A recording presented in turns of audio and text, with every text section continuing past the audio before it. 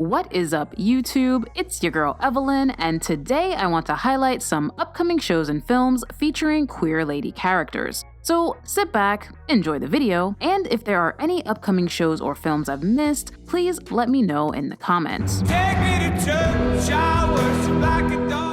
Pray Away is a documentary that chronicles the rise of religious-based gay conversion therapy. I personally came out of the homosexual lifestyle. And we're just saying that if you want to change, there is a way to do it. What makes this documentary so fascinating is that it's told by the people who actually administered the therapy. We had guys that attempted suicide because they felt guilty that they couldn't change. How could you do that to your own people? Pray Away is a difficult to watch but very necessary documentary, and I recommend you guys check it out if you can. It's available to stream starting August 3rd on Netflix. Girls in tight dresses. The L Word, Generation Q, is returning for its second season, and, judging by the trailer, our girl Bet is still fully on her bull. Oh yeah, that's right, I have no one. I'm gonna die alone. Come here. You love to see it. In addition to Bet behaving badly, Tina gets a Rosie, Finley gets a black eye, and Shane gets a puppy. Personally, I'm most looking forward to the Sophie, Finley, Danny storyline resolution, so make sure to let me know in the comments. Who do you think Sophie picked? You can stream the L Word Season 2 premiere August 6th or catch it August 8th on Showtime.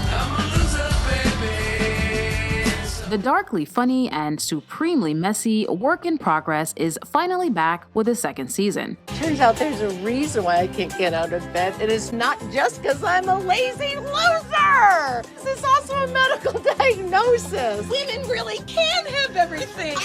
Amen.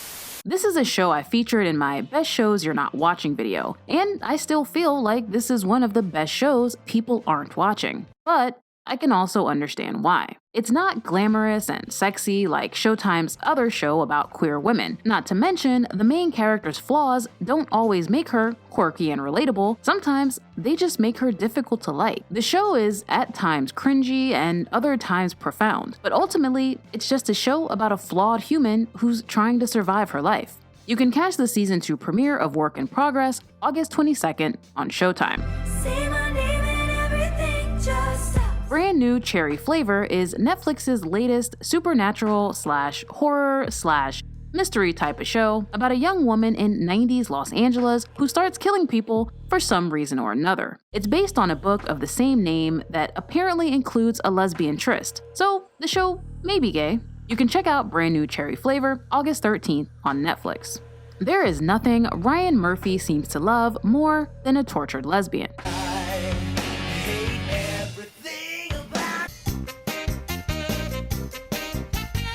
I have no idea if the 10th season of American Horror Story will include any queer ladies, but our girl Sarah Paulson is back this season, so even if there are no fictional lesbians, at least there's a real life one. AHS Season 10 premieres August 25th on FX.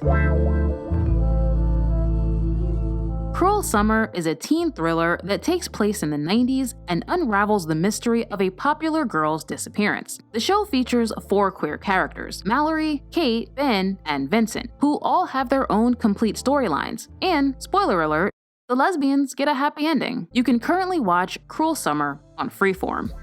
American Horror Stories is a spin-off of American Horror Story, but instead of telling a different story each season, it tells a different story each episode. And the first 2-part episode is about tortured lesbians. So far, the new show seems to be aimed at a younger crowd, which is a little weird, because if there's one thing AHS is not for, it's children. You can catch the first 2 super gay episodes of American Horror Stories on FX.